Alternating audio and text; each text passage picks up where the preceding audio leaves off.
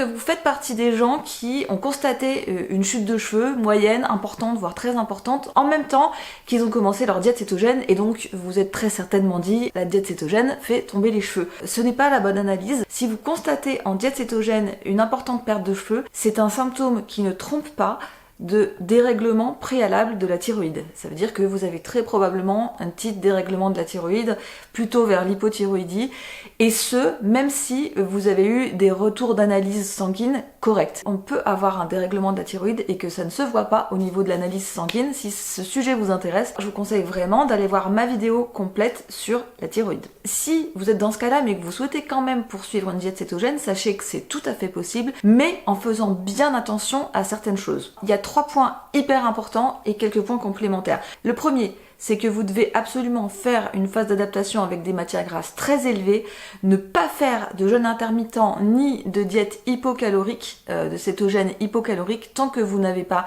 régulé ce problème de thyroïde. Deuxième chose, il faut absolument, c'est indépassable, travailler sur votre sommeil et votre stress si vous êtes concerné, vous mettez toute votre énergie à ça.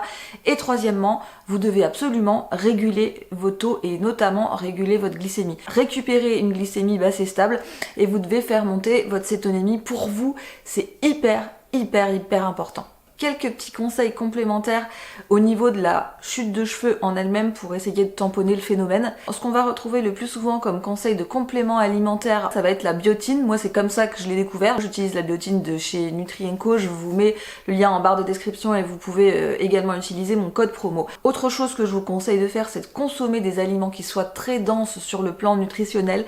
Il faut que vous consommiez au moins 2 fois par semaine des abats. Foie de volaille, foie de veau, foie de bœuf, foie de génisse, foie de morue si vous voulez.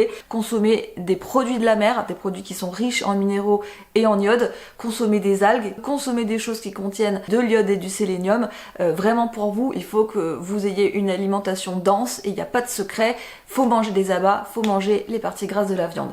Et enfin, troisièmement, vous devez absolument éviter tous les aliments qui sont des agresseurs de l'intestin, parce que si vous voulez récupérer ces minéraux dans l'alimentation, vous ne devez pas avoir de porosité intestinale. Fuyez tous les aliments qui génèrent de la porosité intestinale, la caséine des produits laitiers, l'acide phytique de tous les oléagineux, le café, l'alcool, le chlore qu'il va y avoir dans l'eau, la cigarette. Donc si je résume tous ces conseils, surtout pas de diète hypocalorique, surtout pas de jeûne intermittent, faites une phase d'adaptation avec beaucoup de matières grasses. Travaillez votre sommeil et votre stress, il y a des vidéos sur ma chaîne sur ça et c'est primordial. Régulez vos taux, régulez votre glycémie, et puis en complément au niveau de la chute de cheveux, vous pouvez tester la biotine, manger des aliments qui soient hyper denses et éviter la porosité intestinale. J'espère que cette vidéo vous a appris des choses. Si elle vous a plu, je vous propose de lui donner un like et à très bientôt.